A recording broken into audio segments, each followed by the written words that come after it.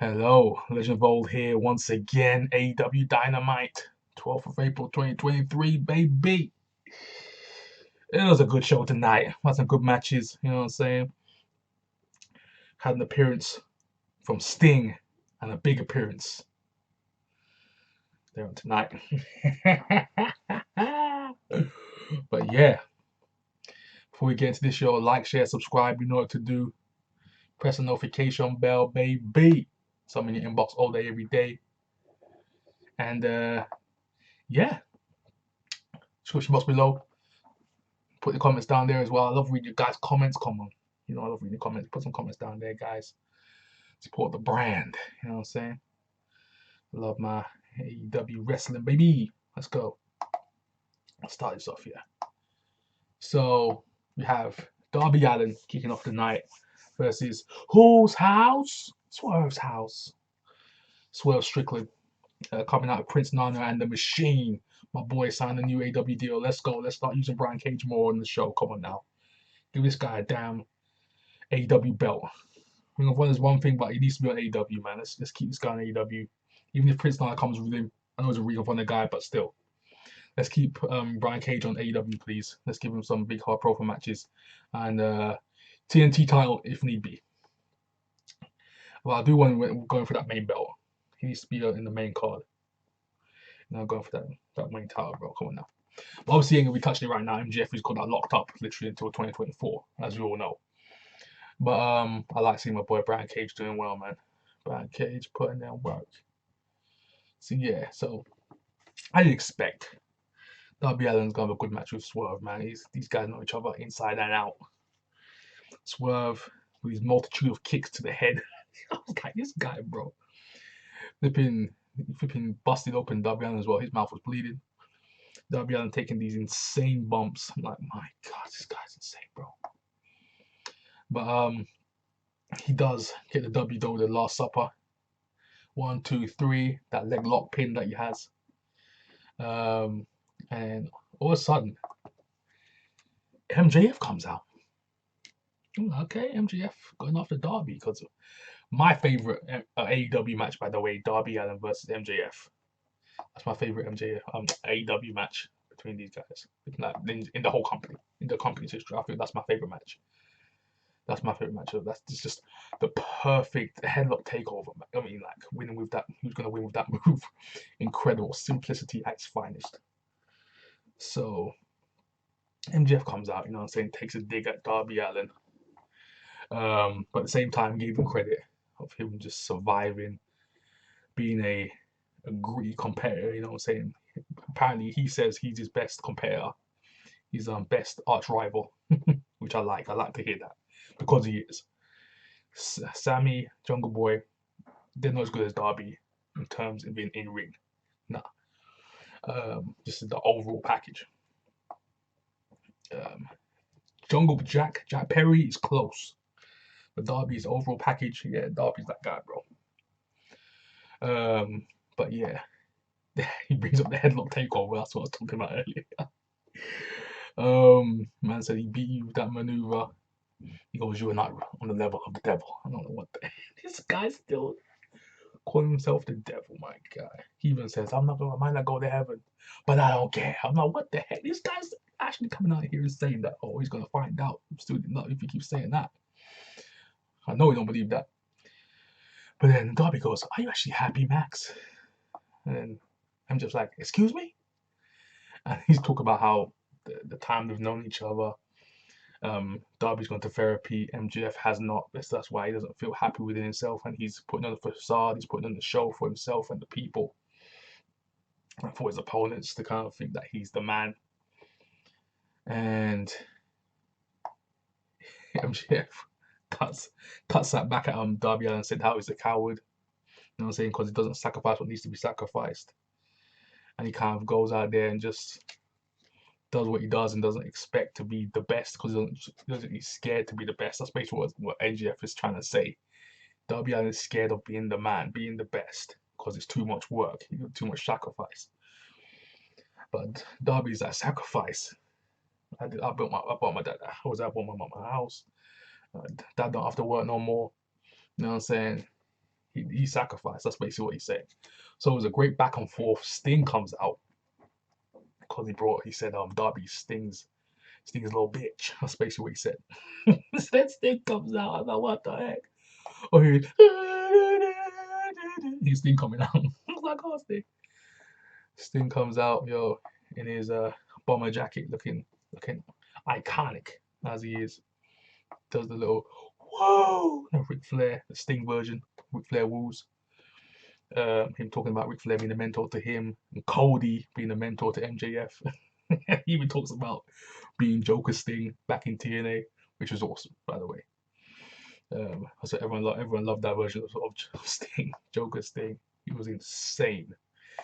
That was my favorite feud between him and Mr. Anderson, aka Mr. Kennedy, like back in TNA. That feud with his Joker Sting was incredible. That was probably my favorite. Yeah, probably my favorite TNA feud, to be honest. But yeah. Sting comes out and goes, "Hey man, everyone needs a mentor." Basically, what he's saying, everyone needs a mentor. But so what he said, I can't remember what he said at the end of it to end it. He goes, "I don't hunger for the world title." That's basically that's what he said. Showtime is almost over, but not for Darby Allin. So he's basically gonna back Darby to become the world heavyweight championship at some point. And Darby goes, "This fake plastic world is not taking me alive, Max. I'm leaving the next AEW world champion." And MJF spits in Darby's face. Then that was the end of that segment. So that was a great segment to MJF, man. He's just so good, man. This guy, he's not afraid to look weak, you know what I'm saying? Not afraid to put someone over in his promos or even in the ring. He's that kind of guy, man. He's like, you make sure you get your stuff in, man. It's an equal partnership out there. And that's what MJF gets. People say MJF taking too much. No, MJF gets it, man. He understands. Whenever someone comes out a feud MJF, they're better off for it. Simple as that. Whatever you do after that, that's up to you. But after you come out of MJF, you're looking good. You got the rub. You're in the feet. You got the rub, bro. You out here. You got the Vince Billy armor for a little bit. So then after that, we have the TNT Championship Open Challenge. So we have the Last Row Man, Silas Young. I love that. This guy, one of my favorites back in Ring of Honor. The Last Row Man. My name is Silas Young. But he got squashed here by Powerhouse Hobbs, man. Powerhouse.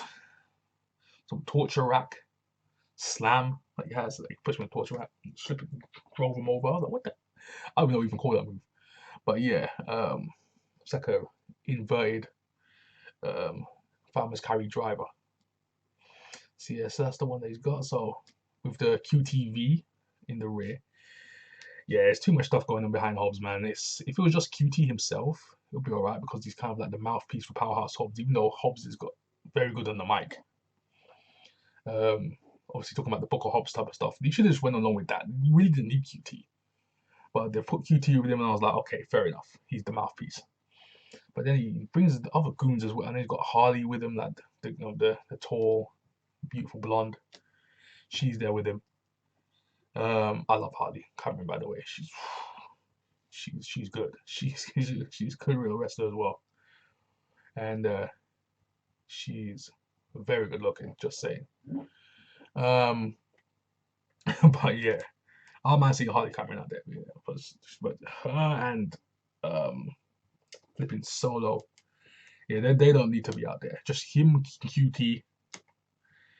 Need to be out there. QT be the mouthpiece. He can be the Paul Heyman figure for Powerhouse Hobbs or the MVP.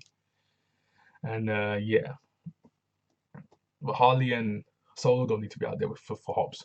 They can do well. They can do other stuff in AEW. They don't need to be out there for it. They can help out QT when he has his matches. They can be there for QT, not for Powerhouse Hobbs. Nah, it's too much. But yeah, Last Row Man gets beat. It's basically a squash match. I didn't like seeing that Sasha get beat like that. She should have kept him on Ring of Honor. Why is he on AEW TV? The people don't know him as that he's not an enhancement guy. He's not that kind of guy, bro. He's a grizzled vet. He's been Ring of Honor, having good matches, long matches. But then during the match, at the end of the match, because he was about to started showing through a table, about to powerbomb him. Wardlow comes out, forklifts Powerhouse Hobbs' car over just before battering it with a bat, and then use the flipping where you hold where you put out there outside of a club, one of them flipping steel bar things. Smashed the car up with it, and then yeah, turned it over. It was a wrap. So Wardlow got some revenge. Came out, tried to beat up Hobbs. Then they kind of separated them, and that was it. And then he powerbombed Solo through the table. That's it. I literally forgot. I literally just remembered it right now. Powerbomb Solo through the table at the side of the stage, and that was it. So Wardlow's coming back for Hobbs. Yeah, his feud's still kind of weird to me. I don't know how I feel about his feud. It's kind of in the middle of the road for Hobbs. Hobbs needs to have some meat in his feuds right now, and then going back to Wardlow so soon. Yeah, he should have waited for a bit. To be honest, I think Hobbs needs to win. Wardlow needs to just stay away for a while. Just regroup his star power. He's just regroup. Hobbs needs to get past him, and that's it. And just leave each other alone for a while.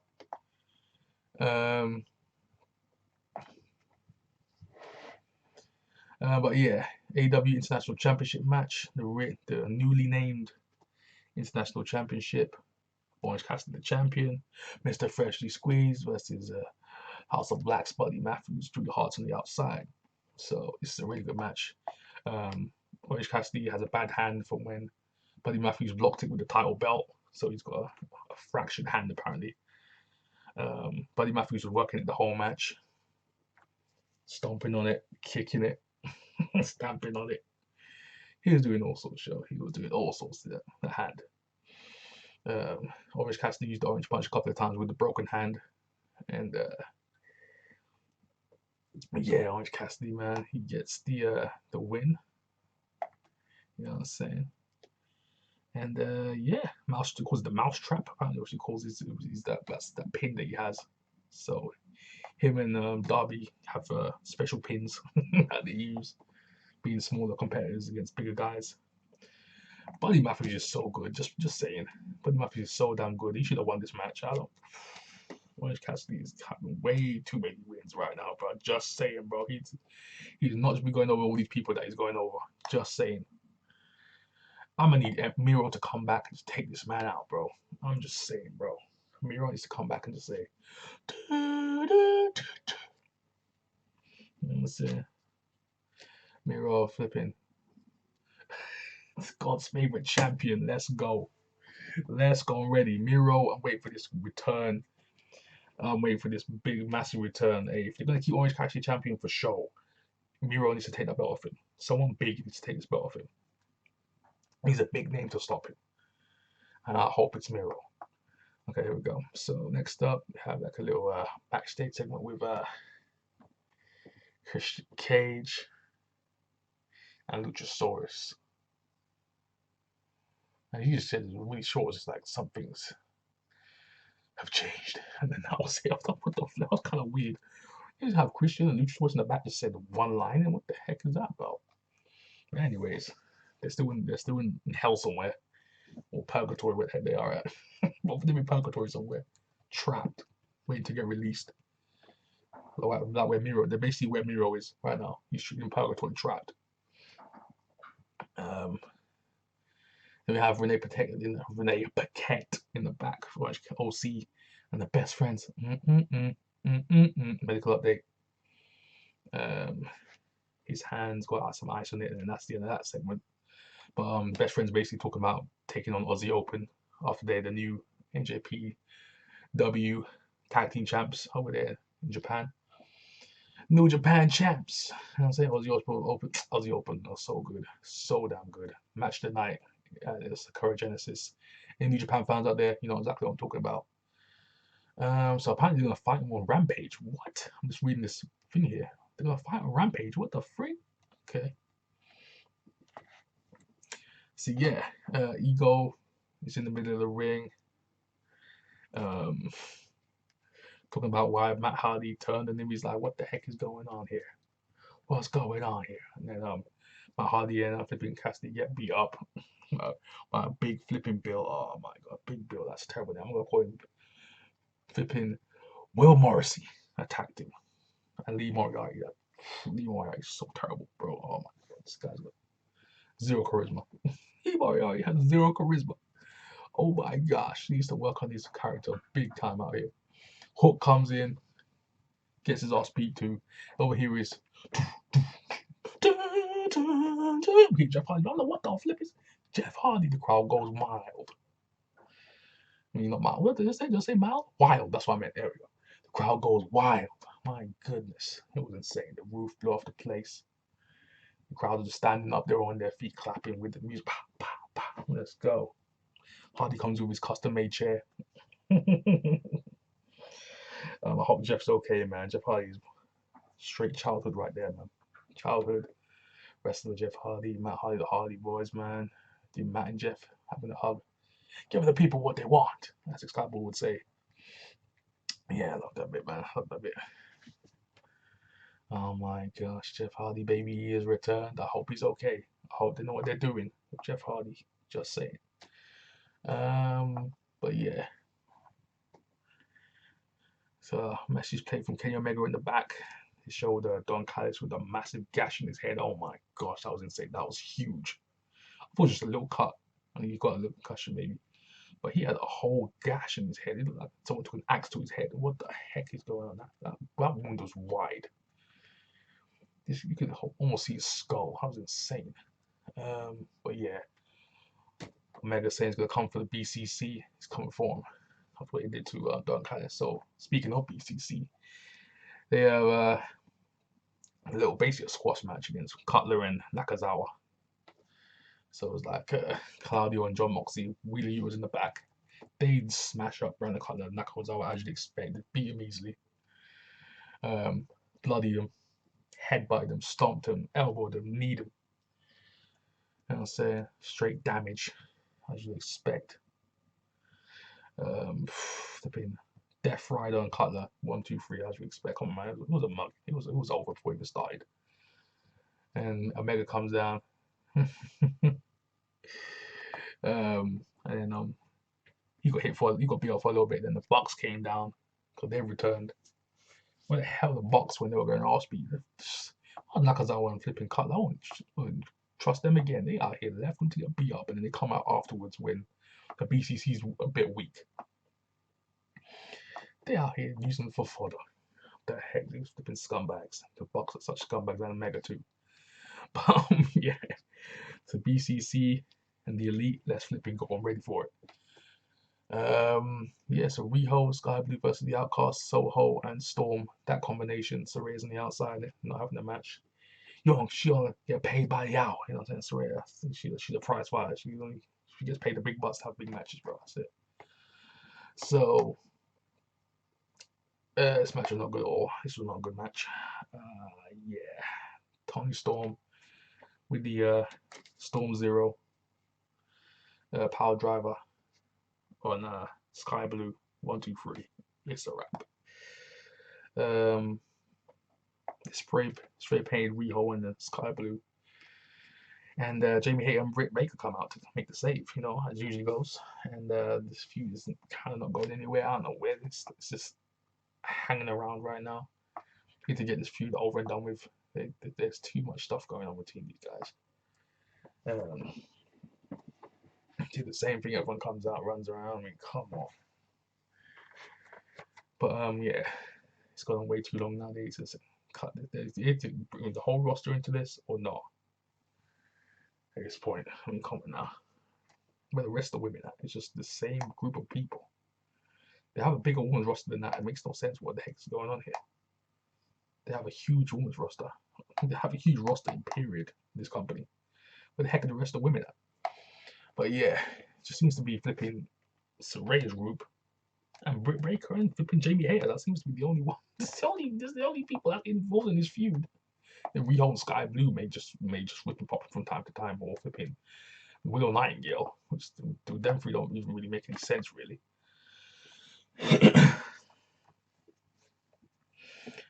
But yeah. So yes, that happened. Then we have Who Am I? Keith Lee. Limitless. For he is limitless. Glory. Keith Lee versus I'm trying to say my mind. Chris Jericho. Danny Garcia out there.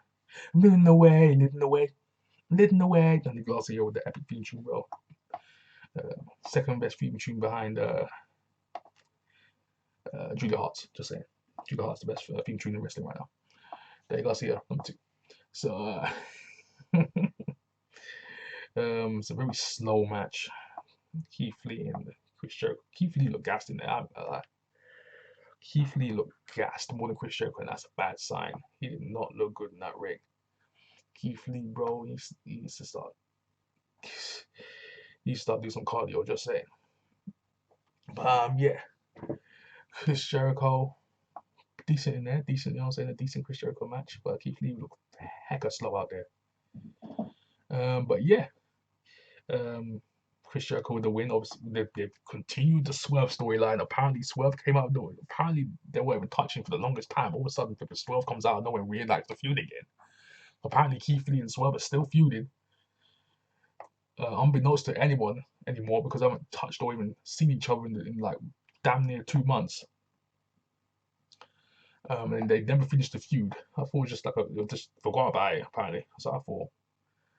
But yeah, comes out. Jericho gets the W. And yeah, Adam Cole comes out to console Keith Lee. And remembers that NXT feud between Adam Cole and Keith Lee. That was incredible. So it's interesting to see them two working together against the JAS. So that should be interesting to see. And Adam Cole does a quick look back, and then that's the end of the show. So AEW, decent show, a very good show. Nothing much happened really in terms of advancing in the feuds for like the pay-per-view coming up, but really good matches though. I'd say that good matches on this show. We had OC versus Buddy Matthews. We had Darby Allin versus Swerve, which are 2 good matches. What good matches on this? Yeah, the 2 big matches on the show. And yeah, man, that was a good show overall. And yeah, in Milwaukee. In Milwaukee? Yeah, in Milwaukee. So yeah, tell me guys in the comment section down below what do you think of AEW, this week's show. What do you think of it? Because I thought it was okay. Decent. They're taking along, they're trying to get along to the pay-per-view. And yeah, until next week, without further ado, I'm out. Peace.